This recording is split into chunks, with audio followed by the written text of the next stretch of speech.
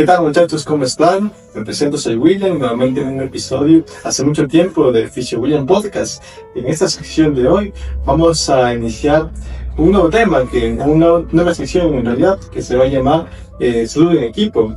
Esta sección consiste en que vamos a invitar a diferentes personales de la salud para debatir sobre algún tema de interés. Y bueno, por la misma razón hemos invitado el día de hoy a mi amigo, mi colega de la URSE, de la poderosa Universidad Central de Ecuador y de la URSE, para debatir sobre un tema que se llama dolor lumbar. El doctor Osvaldo Guasum. Un gusto, amigo. Muchas personas van a dejarnos sus comentarios sobre esa introducción. Me siento un gusto con todos. Osvaldo Guasumba, formado en la Universidad Central del Ecuador, igual que mi amigo aquí presente, el licenciado William. Un gusto compartir contigo, un gusto también compartir con ustedes. Espero que disfruten estos momentos que vamos a compartir. Sobre todo la información que les vamos a dar es muy útil, muy concisa, y vamos a despejar inquietudes muy grandes, sobre todo de la parte de la consulta y también sobre el tratamiento del dolor lumbar. Sí, que es el tema, ¿cierto? El dolor lumbar. Te dejo todo Claro. esto.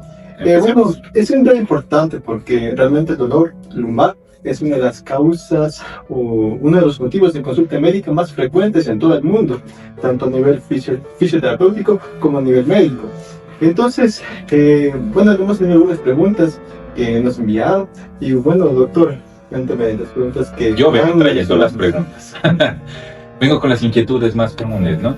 O sea, el primer paso para poder tener un tratamiento bueno y con resultados efectivos es trabajar en equipo, ¿no? Venimos con las inquietudes de la parte de la consulta que quieren que nos ayudes con las respuestas, ¿no? Orientadas a la parte de la fisioterapeuta. Por ejemplo, iniciando con esto así de forma rápida, ¿qué nos quiere decir que hay dolor en el cuerpo? ¿Qué significa el dolor en el cuerpo? Bueno, es importante mencionar que el dolor es un síntoma. Es un síntoma que menciona que algo está ocurriendo en nuestros tejidos. Es una alarma, más que nada, que nos ayuda a sobrevivir, sobre todo cuando son dolores agudos. Es algo que nos indica, por ejemplo, me corto por una razón un brazo, entonces me duele. Me tiene que joder. Lo raro sería lo contrario, que no me duele. Pero, ¿qué pasa si es que este dolor se mantiene durante mucho tiempo? Ya deja de ser agudo y se vuelve un dolor crónico. Y este dolor crónico ya deja de ser útil, se convierte en un dolor inútil. Entonces, es un dolor mucho más complejo, donde, bueno, existen muchas causas que dan su origen y tienen que ser evaluados, pero siempre responde una evaluación, tanto médica como fisioterapéutica. Porque muchas de las personas sienten dolor sin necesidad de un esfuerzo excesivo o de un trauma por un golpe. Claro, bueno, eso es por la misma razón. Estamos hablando de dolor lumbar. Esta es nuestra columna vertebral, ¿no? La tenemos justamente acá atrás, no sé si se puede observar. Pero no solo huesos, está rodeada de articulaciones, de ligamentos, de músculos, de muchas estructuras. Entonces, sobre todo los músculos tienen la función de mover el cuerpo y también absorber impactos. Cuando estos músculos no cumplen esta función, cuando no están fuertes, entonces todo el impacto viene a los huesos, en este caso las vértebras y los discos intervertebrales o las diferentes estructuras que rodean a la columna vertebral, en este caso la columna lumbar. Entonces, por esa misma razón, hay personas que dicen nunca hice ningún esfuerzo, solo me agachó un poco y ahí empezó el dolor. Es por esa misma razón, porque ha sido una persona muy sedentaria durante bastante tiempo y el tejido estaba resistiendo demasiado tiempo hasta que ya colapsó. En este plan, orientándonos un poco a las personas y su trabajo diario, ¿qué tiene que ver el estrés y las emociones con estos dolores? Como hablamos antes, el estrés y la tensión nerviosa responden más a un tipo de dolor que se llama el dolor crónico, ¿ya? El dolor neuropático. Este dolor neuropático ya es muy diferente al dolor normal. Dolor agudo es, por ejemplo, me golpeas, me duele. Pero en cambio el dolor crónico ni siquiera necesitas que me golpeen y ya me duele. Entonces, en este dolor neuropático las emociones juegan un papel muy fundamental, donde el estrés, la tensión nerviosa, diferentes aspectos psicoemocionales pueden influir a potenciar ese dolor, o sea, que duela más, o a disminuir el dolor. Pues hay personas que dicen, cuando estoy triste me duele mucho más por ejemplo, la columna lumbar, o cuando estoy alegre, ni le siento. Desaparece la percepción del dolor, ¿no? Pero también tiene que ver, ellos están más orientados con esta pregunta, sobre todo los pacientes, al plano socioeconómico, deudas, problemas personales, laborales. ¿Se puede ver afectado y potenciado este dolor? Sí, ¿no es cierto? Claro, por diferentes factores. Había unos estudios que mencionan que las personas que tienen una calidad de vida inadecuada, por ejemplo, personas que tienen déficit en sus ingresos, entonces son las que tienden más a tener dolor crónico o dolor en general. Esto puede ser diferentes factores. Uno, por ejemplo, por la falta de acceso a personal sanitario. Sin dinero no puedes acceder a los diferentes servicios de salud. Punto que tocaremos más. Y también el dolor puede verse también al estrés que genera esa falta de dinero. O sea, si no tienes estrés, te mueves para conseguirlo, y si no lo consigues porque el mundo es muy competitivo, te estresas más y eso potencia más tu dolor crónico, potencia más tu sintomatología. Bueno, dejando a un lado la parte de los fármacos, ¿sí? ¿Qué alternativas tenemos para aliviar estos dolores? Bueno, en eso se enfoca bastante la fisioterapia. La fisioterapia tiene una gama de modalidades, desde, por ejemplo, ejercicio terapéutico, abordaje miofascial, medios físicos, ultrasonido, electroterapia. Bueno, hay muchísimos métodos en fisioterapia que se aplica para bajar el dolor, pero sobre todo para la funcionalidad.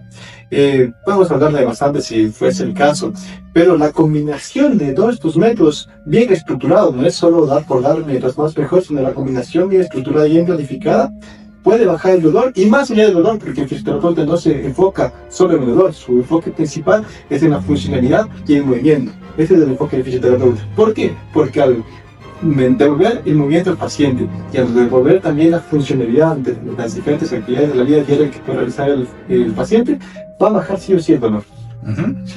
Bueno, al principio nos diste una pauta muy importante sobre agudo y crónico. Dos inquietudes vienen orientadas a esta parte. ¿Por qué el cuerpo se acostumbra al dolor? Cuando es un dolor agudo, es algo normal, ¿cierto? Cuando es dolor crónico, el signo principal para decir que es crónico es porque ya hay bastante tiempo, por general mayor a 12 semanas. Y claro, algunas biologías mencionan este tiempo.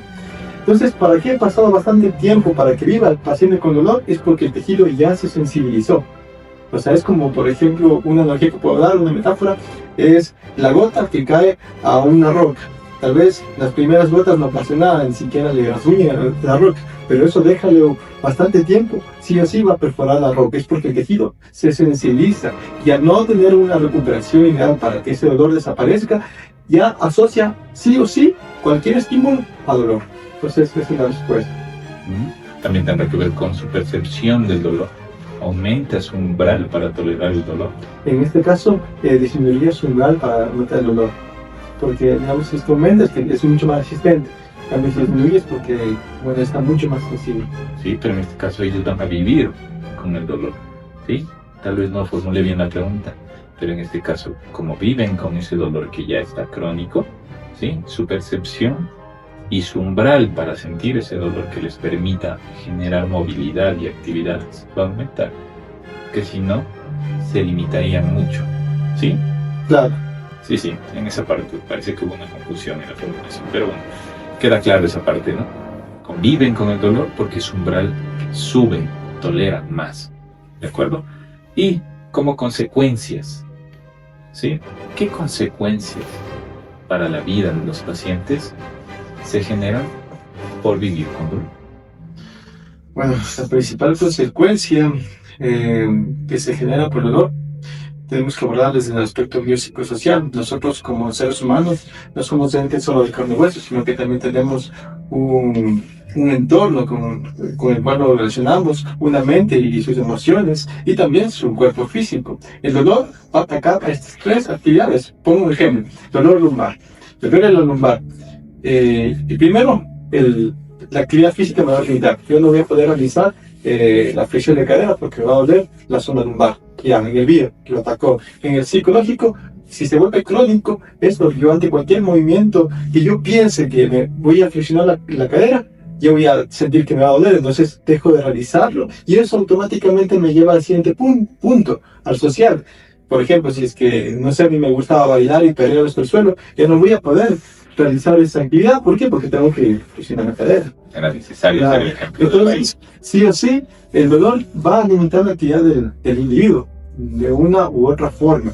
Limita su actividad con su entorno, provoca más dolor, depresión, muchas cosas. Aislamiento social, sí, limita sus actividades diarias, que es la parte que conlleva todo esto.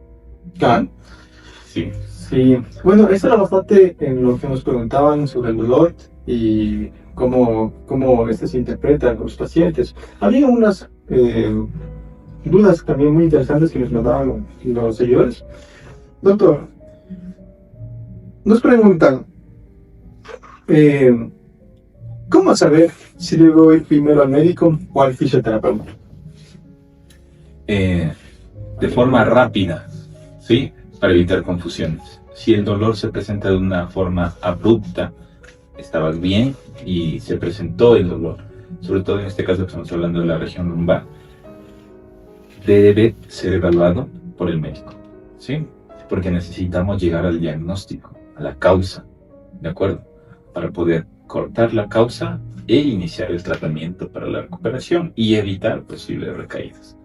Sería incorrecto que se saltaran ese paso, pues no tienen la causa, ¿de acuerdo? Y podría haber complicaciones posteriores.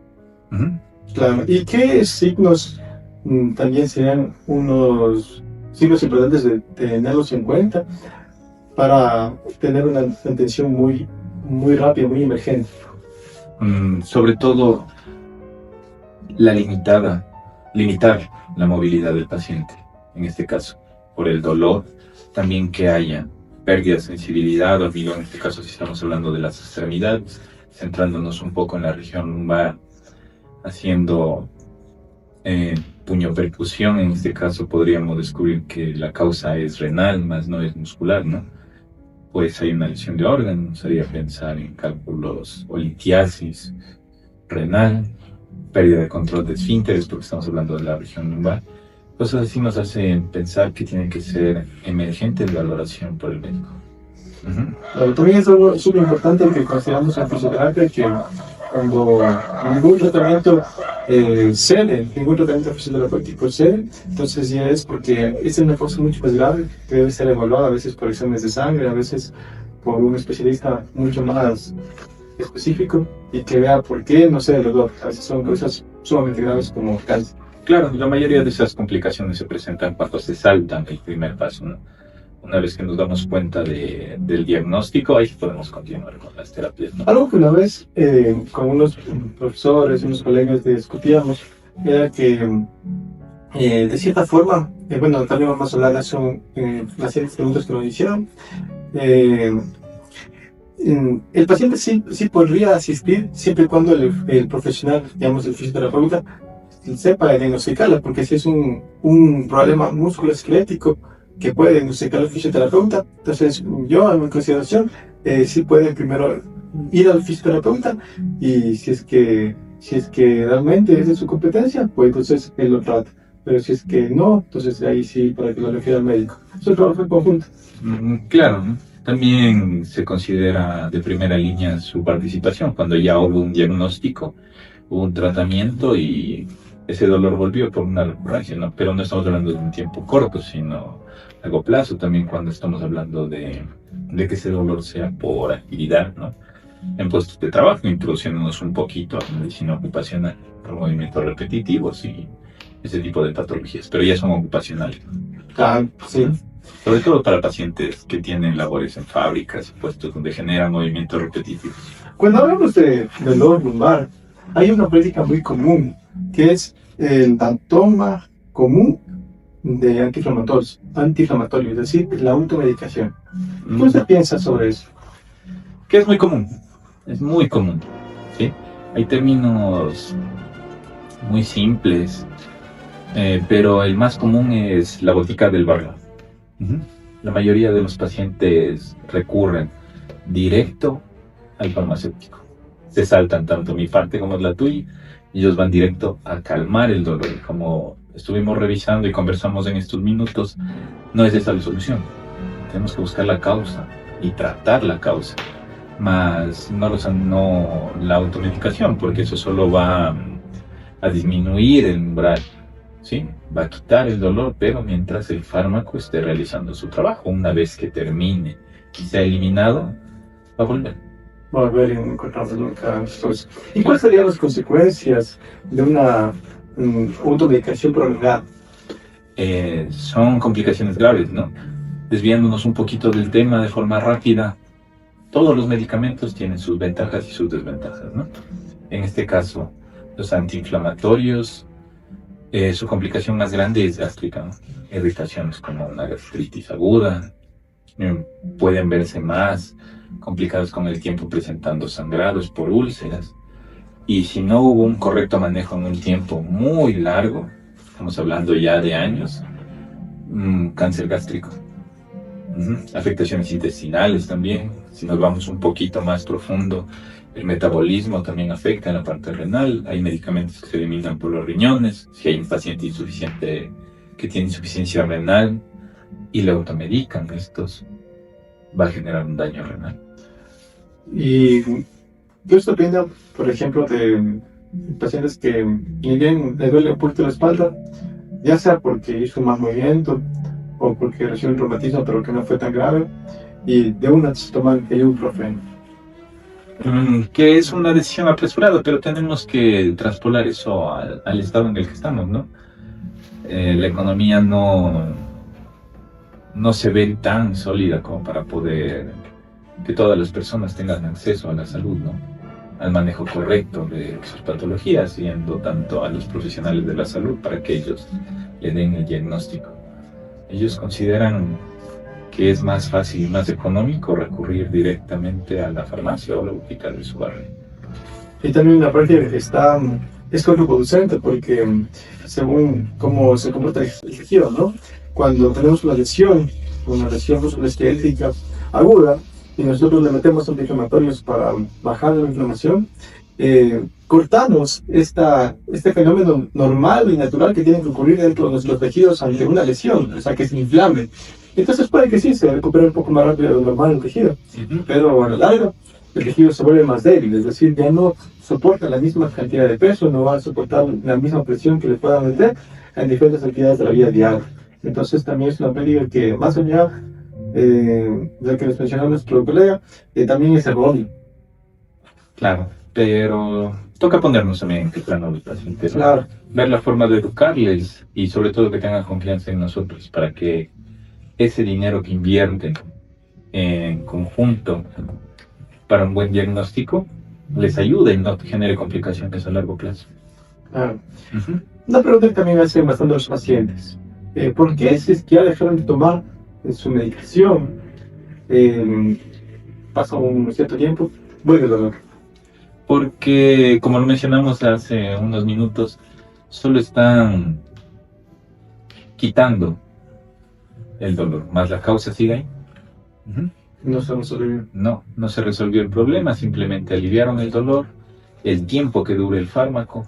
Como sabemos, hay distintos tiempos de duración, su vida útil, y después va a volver. El tratamiento definitivo es eliminar la causa, ¿no? Claro. La causa es lo principal. Eso es lo que buscamos, el tratamiento en conjunto. Sí.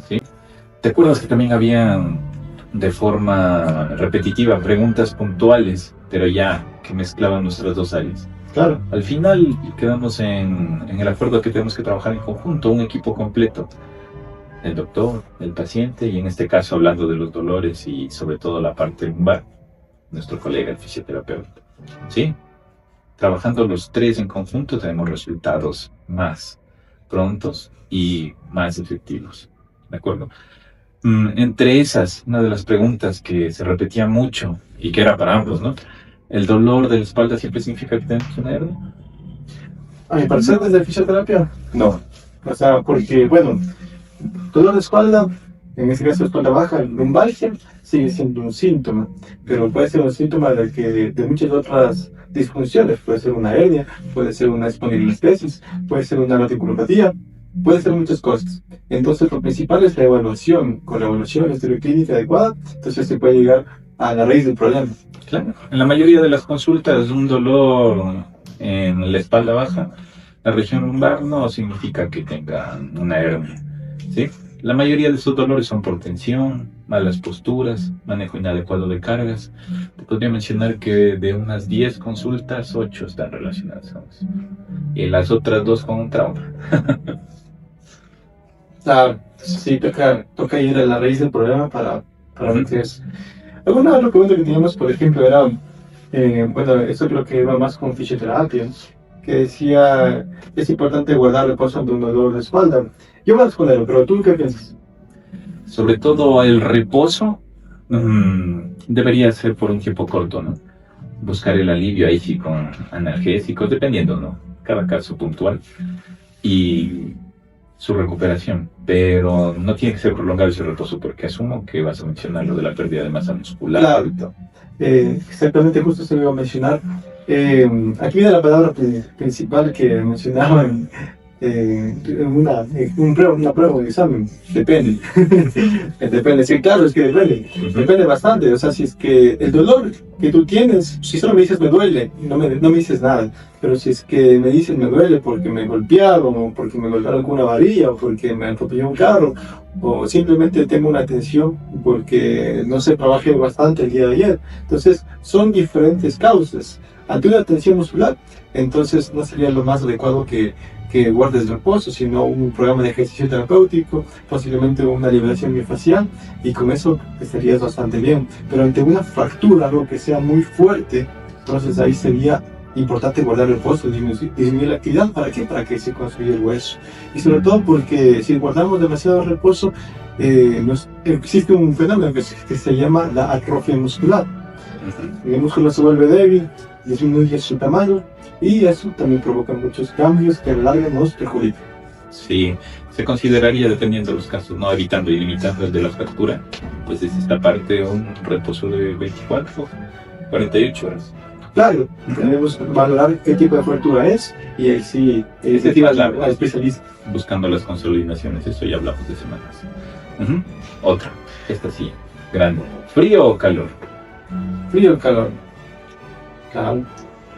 Bueno, empezaría diciendo que el manejo de la fase aguda, todos coincidimos, el tiempo no, de la fase aguda varía dependiendo de las bibliografías, que en primera línea el frío, ¿sí?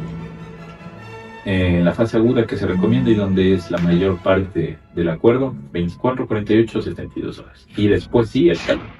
Pero ya en la fase profesional sé que hay formas de mezclar esas terapias, ¿cierto? Claro, o sea, igualmente en fisioterapia, en la parte aguda, algunas bibliografías mencionan más tiempo, otros menos, pero por lo general es de hasta 72 horas o también hasta 6 semanas.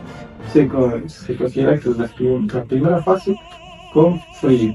Y después, cuando ya va mejorando el paciente, podemos incidir con otras modalidades, como en este caso la crioterapia, o recitar ambas, que también nos da muchos beneficios del paciente.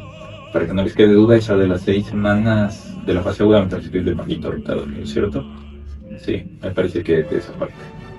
Pero cualquier duda, en la caja de comentarios. ¿Sí? Ahora. ¿Cuál es la siguiente pregunta? Me decían. Y para finalizar, si en el caso, para todos, porque somos un trabajo en conjunto, ¿no? Yo estoy ausente por cualquier causa, el médico no está. Paracetamol y ibuprofeno, para el conocimiento general de todos. ¿Pero para qué? Dolor. Para dolor. Paracetamol. Cada paciente tiene su función. El ibuprofeno es un antiinflamatorio, el paracetamol es un analgésico. ¿Ya? Entonces, son los medicamentos más comunes bueno, los fisios no están capacitados, no más que capacitados, no tienen una competencia directa para emitir un fármaco. Claro, pero, o sea, el paracetamol es uno de los medicamentos más comunes que todos tomamos y para una fase aguda yo considero que sí se puede tomar un paracetamol. Sí, es algo al igual.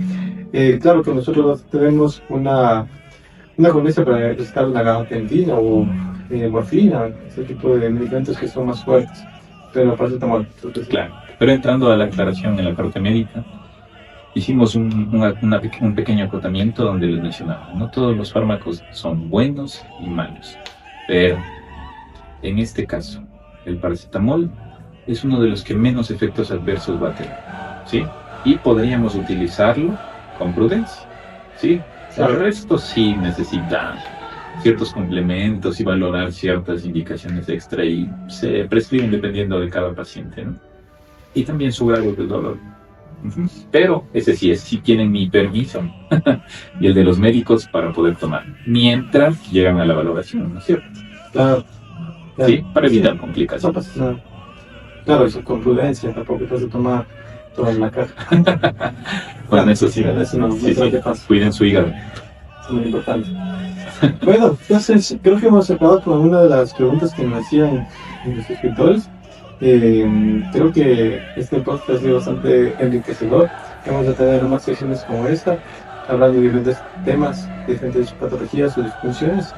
Y bueno, pues nada, gracias, Doc, por enviar Amigo, un gusto haber compartido con ustedes.